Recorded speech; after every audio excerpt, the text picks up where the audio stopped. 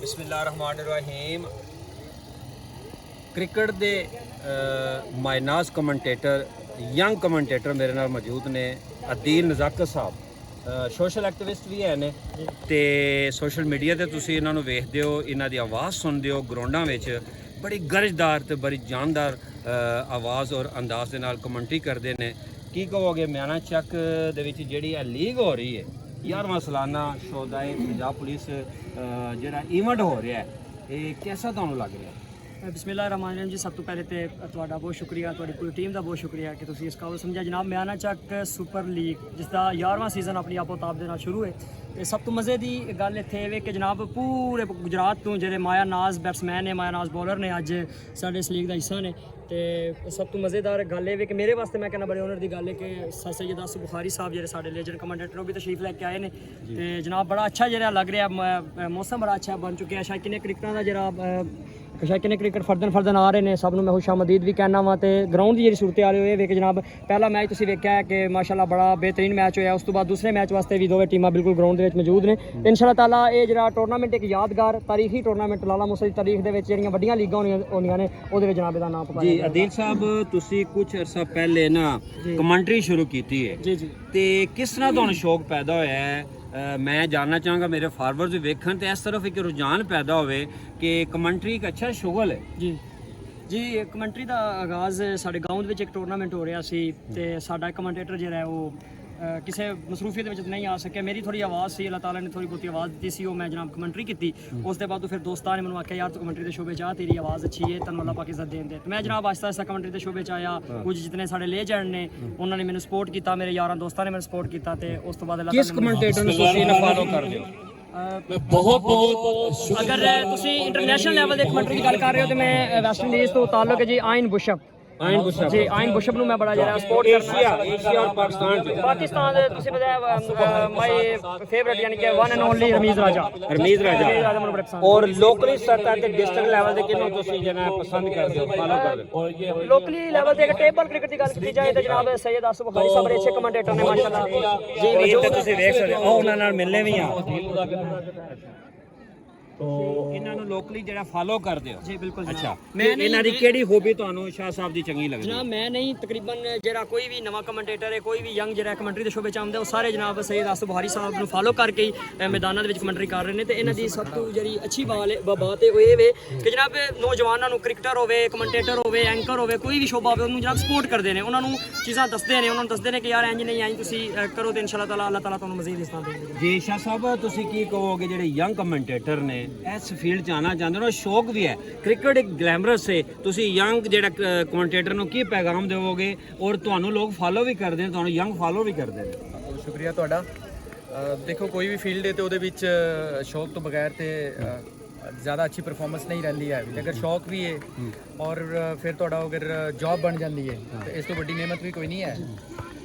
ਤੇ ਜਿਹੜੇ ਨਵੇਂ ਕਮੈਂਟੇਟਰ ਨੇ ਉਹ ਉਹਨਾਂ ਨੂੰ ਅਸੀਂ ਵੈਲਕਮ ਕਰਨੇ ਆ, ਲੇਕਿਨ ਉਹ ਇਸ ਚੀਜ਼ ਦਾ ਖਿਆਲ ਰੱਖਣ ਕਿ ਉਹਨਾਂ ਨੂੰ ਇਸ ਫੀਲਡ ਦੇ ਵਿੱਚ ਇੱਕ ਮੁਨਫਰਦ ਅੰਦਾਜ਼ ਆਪਣਾ ਬਣਾਉਣਾ ਹੈ। ਜੀ ਕਿਸੇ ਨੂੰ ਕਾਪੀ ਕਰਨਾ ਕੋਈ ਬੁਰੀ ਗੱਲ ਨਹੀਂ ਹੈ, ਲੇਕਿਨ ਇਹ ਵੇ ਕਿ ਅਗਰ ਤੁਸੀਂ ਯਕਤਾਈ ਹਾਸਲ ਕਰਨਾ ਚਾਹੁੰਦੇ ਹੋ, ਤੁਸੀਂ ਇਨਫਰਾਦੀ ਆਪਣੀ ਪਹਿਚਾਨ ਬਣਾਉਣਾ ਚਾਹੁੰਦੇ ਹੋ ਤੇ ਤੁਹਾਨੂੰ ਉਹਦੇ ਵਾਸਤੇ ਮਿਹਨਤ ਕਰਨੀ ਚਾਹੀਦੀ। ਤੁਹਾਨੂੰ ਉਹਦੇ ਵਾਸਤੇ ਸਟਾਈਲ ਜਿਹੜਾ ਹੈ ਨੈਚੁਰਲ ਅੱਲਾਹ ਪਾਕ ਨੇ ਜਿਹੜਾ ਤੁਹਾਨੂੰ ਦਿੱਤਾ ਹੈ, ਤੁਹਾਡੇ ਕੋਲ ਅਲਫਾਜ਼ ਦਾ ਜ਼ਖੀਰਾ ਹੋਣਾ ਚਾਹੀਦਾ ਹੈ। ਜੀ ਉਰਦੂ ਕਿਤਾਬਾਂ ਨੂੰ ਲੋਕਾਂ ਨੇ ਪੜ੍ਹਨਾ ਛੱਡ ਦਿੱਤਾ ਹੈ, ਉਰਦੂ ਕਿਤਾਬਾਂ ਨੂੰ ਤੁਸੀਂ ਪੜ੍ਹੋ, ਇਨਸ਼ਾਅੱਲਾ ਸਭ ਬਿਹਤਰ ਹੋਵੇਗਾ। ਜੀ ਸ਼ਾਹ ਸਾਹਿਬ, ਪਹਿਲੇ ਵਕਤਾਂ ਵਿੱਚ ਸਾਡਾ ਜਿਹੜਾ ਕੰਟੈਂਟ ਹੈ ਨਾ, ਮੇਰਾ ਚੈਨਲ ਦਾ, ਮੇਰੇ ਫੇਸਬੁੱਕ ਦਾ, ਕਿ ਪੁਰਾਣੇ ਵਕਤਾਂ 'ਚ ਕਮੈਂਟਰੀ ਜਿਹੜੀ ਹੁੰਦੀ ਸੀ ਤੇ ਹੁਣ ਦੀ ਕਮੈਂਟਰੀ ਕੀ ਫਰਕ ਹੈ? ਮੇਰੇ ਨਾਲ ਹੋਰ ਵੀ ਕਮੈਂਟੇਟਰ ਉਹਨਾਂ ਨਾਲ ਵੀ ਗੱਲ ਕਰਾਂਗੇ। ਜੀ ਦੇਖੋ ਹਰ ਦੌਰ ਦੇ ਕੁਝ ਤਕਾਜ਼ੇ ਹੁੰਦੇ ਨੇ ਜਿਹੜੇ ਵਕਤ ਦੇ ਨਾਲ ਨਾਲ ਚੇਂਜ ਹੁੰਦੇ ਰਹਿੰਦੇ ਨੇ। ਕੁਝ ਨਵੀਆਂ ਚੀਜ਼ਾਂ ਜਿਹੜੀਆਂ ਨੇ ਅਡਾਪਟ ਕਰਨੀਆਂ ਪੈਂਦੀਆਂ ਨੇ, ਇਖਤਿਆਰ ਕਰਨੀਆਂ ਪੈਂਦੀਆਂ ਨੇ, ਉਹਨਾਂ ਦੇ ਮੁਤਾਬਿਕ ਢਾਲਣਾ ਪੈਂਦਾ ਆਪਣੇ ਆਪ ਨੂੰ। ਜੀ ਲੇਕਿਨ ਖੇਲ ਦੇ ਵਿੱਚ ਪੁਰਾਣੇ ਦੌਰ ਦੇ ਵਿੱਚ ਛੱਕਾ ਉਸ ਤਰ੍ਹਾਂ ਹੀ ਲੱਗਦਾ ਸੀ ਤੇ ਹੁਣ ਵੀ ਛੱਕਾ ਉਸ ਤਰ੍ਹਾਂ ਹੀ ਲੱਗਦਾ ਹੈ। ਥੋੜਾ ਚੀਜ਼ਾਂ ਜਿਹੜੀਆਂ ਨੇ ਉਹ ਬਿਹਤਰ ਇਸ ਸੈਂਸ 'ਚ ਹੋ ਗਈਆਂ ਨੇ ਕਿ ਮੀਡੀਆ ਜਿਹੜਾ ਉਹਨੇ ਜ਼ਿਆਦਾ ਕਵਰੇਜ, ਗੇਂਦ ਬਾਹਰ ਜਾਂਦਾ ਜਿੱਥੇ ਜਾ ਕੇ ਡਿੱਗਦਾ ਉਹਨੂੰ ਉੱਥੇ ਤੱਕ ਉਹਨੇ ਪਹੁੰਚਾ ਦਿੱਤਾ ਹੈ। ਉਹਦੇ ਵਾਸਤੇ ਸਾਨੂੰ ਵੀ ਜਿਹੜਾ ਹੈ ਉੱਥੋਂ ਲੈ ਕੇ ਗੇਂਦ, ਮਸਲਨ ਇੱਕ ਗੇਂਦ ਔਰ ਦੂਸਰੇ ਗੇਂਦ ਦੇ ਵਿੱਚ ਇੱਕ ਕਮੈਂਟੇਟਰ ਦੇ ਕੋਲੇ 50 ਗੱਲਾਂ ਹੁੰਦੀਆਂ ਨੇ, ਹੋਣੀਆਂ ਚਾਹੀਦੀਆਂ ਨੇ। ਔਰ ਉਹਦੇ ਕੋਲੇ ਮੈਂ ਅਕਸਰ ਇਸ ਚੀਜ਼ ਨੂੰ ਮੈਂ ਜ਼ਿਆਦਾ ਜ਼ੋਰ ਦੇਣ ਦੀ ਕੋਸ਼ਿਸ਼ ਕਰਨਾ ਕਿ ਅਲਫਾਜ਼ ਦਾ ਜ਼ਖੀਰਾ ਹੋਣਾ ਚਾਹੀਦਾ ਹੈ। ਬਹੁਤ ਅੱਛੀ ਸ਼ਾਟ, ਬਹੁਤ ਅੱਛੀ ਬਾਲ, ਬਹੁਤ ਅੱਛੀ ਫੀਲਡਿੰਗ, ਇਹਦਾ ਮਤਲਬ ਹੈ ਕਿ ਤੁਸੀਂ 3 ਵਾਰੀ ਅੱਛਾ ਲਫ਼ਜ਼ ਯੂਜ਼ ਕਰ ਲਿਆ ਜੀ ਜੀ ਠੀਕ ਹੈ। ਇਹਦੇ ਮੁਤਬਾਦਲ ਅਲਫਾਜ਼ ਜਿਹੜੇ ਨੇ ਤੁਹਾਡੇ ਕੋਲ ਹੋਣੇ ਚਾਹੀਦੇ ਨੇ ਔਰ ਸਿਰਫ ਮੁਤਾਲਿਆ ਕਰਨ ਦੇ ਨਾਲ ਜਿਹੜਾ ਨਾ ਹੁੰਦੇ ਨੇ। ਤੁਹਾਡਾ ਸਵਾਲ ਇਹ ਹੈ ਕਿ ਪੁਰਾਣੀ ਤੇ ਹੁਣ ਵਾਲੀ ਕਮੈਂਟਰੀ ਦਾ ਕੀ ਫਰਕ ਹੈ? ਇਹੋ ਹੀ ਫਰਕ ਹੈ ਕਿ ਤੁਸੀਂ ਜਿੱਦਤ ਜਿਹੜੀ ਹੈ ਉਹ ਲਿਆਉਣੀ ਹੈ। ਅਗਰ ਤੁਸੀਂ ਕੋਲੋਂ ਲੈ ਆਉਂਦੇ ਹੋ ਜਿੱਦਤ ਤਾਂ ਤੁਸੀਂ ਯੂਨੀਕ ਹੋ ਜਾਓਗੇ, ਮੁਨਫਰਿਦ ਹੋ ਜਾਓਗੇ। ਅਗਰ ਤੁਸੀਂ ਹਾਲਾਤ ਵਾਕਿਆਤ ਵੇਖਦੇ ਹੋ ਉਹਨੂੰ ਅਡਾਪਟ ਕਰੋਗੇ, ਥੋੜੇ ਲੇਟ ਹੋ ਜਾਓਗੇ, ਫਿਰ ਵੀ ਤੁਹਾਨੂੰ ਐਪਰੀਸ਼ੀਏਟ ਜਿਹੜਾ ਉਹ ਕਰਨਾ ਚਾਹੀਦਾ। ਪੁਰਾਣੇ ਕਮੈਂਟੇਟਰਾਂ ਜੋ ਬਾਰੇ ਹਾਂ ਉਹ ਕਿਹੜੇ ਜਿਹੜੇ ਕਮੈਂਟੇਟਰ ਸਨ ਤੁਹਾਨੂੰ ਪਸੰਦ ਸਨ, ਤੁਸੀਂ ਇਸ ਪਾਸੇ ਤੁਹਾਡਾ ਦਿਲ ਕੀਤਾ, ਤੁਹਾਡਾ ਜਿਹੜਾ ਨਾ ਸ਼ੌਕ ਪੈਦਾ ਹੋਇਆ ਉਹਨਾਂ ਦਾ ਕਿਸੇ ਦਾ ਨਾਮ ਜਿਹਨੂੰ ਫਾਲੋ ਕਰਦੇ ਹੋ? ਮੈਂ ਅਗਰ ਤੁਸੀਂ ਮੈਨੂੰ ਇਹ ਸਵਾਲ ਪੁੱਛਦੇ ਕਿ ਮੇਰਾ ਉਸਤਾਦ ਕੌਣ ਹੈ ਤੇ ਇਹ ਮੇਰੇ ਵਾਸਤੇ ਬੜਾ ਮੁਸ਼ਕਿਲ ਸਵਾਲ ਹੋਣਾ ਸੀ। ਤੁਹਾਡਾ ਉਸਤਾਦ ਕੌਣ ਹੈ? ਮੈਨੂੰ ਇਹ ਮੇਰੇ ਵਾਸਤੇ ਇੰਤਹਾਈ ਮੁਸ਼ਕਿਲ ਸਵਾਲ ਹੁੰਦਾ ਹੈ ਕਿਉਂਕਿ ਮੈਨੂੰ ਅੱਜ ਤੱਕ ਇਹ ਨਹੀਂ ਪਤਾ ਲੱਗਾ ਕਿ ਮੇਰਾ ਉਸਤਾਦ ਜਿਹੜਾ ਨਾ ਉਹ ਕੌਣ ਹੈ, ਕਿਹਨੂੰ ਮੈਂ ਮੁਤਾਸਰ ਹੋ ਕੇ ਮੈਂ ਦੇਖਿਆ। ਮੈਂ ਕ੍ਰਿਕਟ ਪਹਿਲੇ ਖੇਲਦਾ ਰਿਹਾ, ਟੀਵੀ ਤੇ ਦੇਖਦਾ ਰਿਹਾ, ਫਿਰ ਜਿਹੜਾ ਬਸ ਇੰਜ ਹੀ ਕੁਝ ਫਿਕਰੇ ਬੋਲਣੇ। ਫਿਰ ਪਹਿਲੀ ਦਫਾ ਜਿਹੜੀ ਮੈਂ ਕਮੈਂਟਰੀ ਕੀਤੀ ਸੀ ਉਹ ਸੈਣਾ ਕੀਤੀ ਸੀ 2006 ਦੇ ਵਿੱਚ। 2006 ਉਦੋਂ ਮੈਨੂੰ 500 ਰੁਪਏ ਜਿਹੜਾ ਉਹ ਮੈਨੂੰ ਫੀਸ ਲੱਗੀ ਸੀ। ਇਹਨੇ ਟਰਾਲੀ ਦੇ ਉੱਤੇ ਉਹਨਾਂ ਨੇ ਤੁਹਾਡੀ ਹੌਸਲਾ ਅਫਜ਼ਾਈ ਹੋਈ। 500 ਰੁਪਏ ਫੀਸ ਮੈਂ ਬੱਸ ਉੱਤੇ ਬਹਿ ਕੇ ਆਇਆ ਸੀ। ਬਹਰਲ ਤੁਹਾਡਾ ਸਵਾਲ ਕਿ ਪੁਰਾਣੇ ਕਮੈਂਟੇਟਰ ਹਸਨ ਜਲੀਲ ਸਾਹਿਬ, ਬਹੁਤ ਥੋੜੇ ਲੋਕ ਉਹਨਾਂ ਨੂੰ ਜਾਣਦੇ ਨੇ, ਲੇਕਿਨ ਰੀਅਲ ਕਿੰਗ ਉਰਦੂ ਕਮੈਂਟਰੀ ਉਹ ਨੇ ਤਾਰਿਕ ਸਈਦ ਸਾਹਿਬ ਜਿਹੜੇ ਨੇ। ਇਹ ਲੋਕ ਅੱਜ ਕੱਲ੍ਹ ਦੇ ਉਹਨਾਂ ਨੂੰ ਜਾਣਦੇ ਨੇ, ਲੇਕਿਨ ਅਫਸੋਸ ਦੀ ਗੱਲ ਹੈ ਵੇ ਕਿ ਜਿਹੜਾ ਲੈਜੈਂਡ ਬੰਦਾ ਹੈ ਜਿਹਨੂੰ ਇਹ ਕਾਪੀ ਕਰਦੇ ਨੇ ਉਹਨੂੰ ਕੋਈ ਬੰਦਾ ਨਹੀਂ ਜਾਣਦਾ ਹੈ। ਹਸਨ ਜਲੀਲ ਸਾਹਿਬ ਜਿਹੜੇ ਨੇ ਆਲ ਟਾਈਮ ਜਿਹੜੇ ਨੇ ਬੈਸਟ ਨੇ। ਔਰ ਮੈਂ ਰਿਕੁਐਸਟ ਕਰਾਂਗਾ ਅੱਜ ਕੱਲ੍ਹ ਦੇ ਜਿਹੜੇ ਕਮੈਂਟੇਟਰਸ ਨੇ ਉਹ ਹਸਨ ਜਲੀਲ ਸਾਹਿਬ ਦੀ ਕਮੈਂਟਰੀ ਨੂੰ ਫਾਲੋ ਕਰੋ। ਜੀ ਤੁਸੀਂ ਵੀ ਮਾਸ਼ਾਅੱਲਾ ਕਮੈਂਟਰੀ ਕਰਦੇ ਹੋ ਬਹੁਤ ਸਾਰੇ ਮੈਦਾਨਾਂ ਨਜ਼ਰ। ਤੁਹਾਡਾ ਜਿਹੜਾ ਫੇਵਰਿਟ ਕਮੈਂਟੇਟਰ ਤੇ ਪੁਰਾਣਾ कमेंटेटर ਕਿਹੜਾ है? सर जो कमेंट्री मैंने शुरू की है ना वो रमीज राजा साहब को मैं लाइक करता हूँ और मेरे और अभी उनके बाद जो वसीम अकरम बहुत ही पता फेमस है, अब वो कंपेयर है तो इनसे इम्प्रेस हो गए। मैं 20 साल क्रिकेट भी खेल लिया तो उसी से इम्प्रेस हो गया मैंने। फिर मेरा एक एक्सीडेंट हो गया था, 10 साल में गैप रहा। अभी मैंने हालिया 5-7 प्रोग्राम कराए, अभी जश्न आज़ादी में भी कराया, शाहजहां में इवेंट हुआ तो मैं ऑल कंपेयरिंग करता हूँ, वॉलीबॉल, कबड्डी, फुटबॉल सारी करता हूँ। तो ये अदील भाई मेरे शागिर्दों में ही शामिल है। ये बहुत अच्छे अनाउंसर इस वक्त छाए हुए हैं तो इंशाल्लाह ताला सुबहारी साहब ਤੁਸੀਂ ਪੰਜਾਬੀ ਵਿੱਚ ਇਹ ਜਿਹੜੀ ਬਾਲ ਇਹਦੇ ਤੇ ਜ਼ਰਾ ਇੱਕ ਵਾਰ ਰਵਾਂ ਤਬਸਰਾ ਕਰੋ ਪੰਜਾਬੀ ਵਿੱਚ ਜ਼ਰਾ। ठीक है जी, बाइक लेके ऐसे ਜੀ ਕਰੋ। अभी वो भाग के और नासके जनाब बड़ा ज़बरदस्त रन हासिल किया बैट्समैन ने।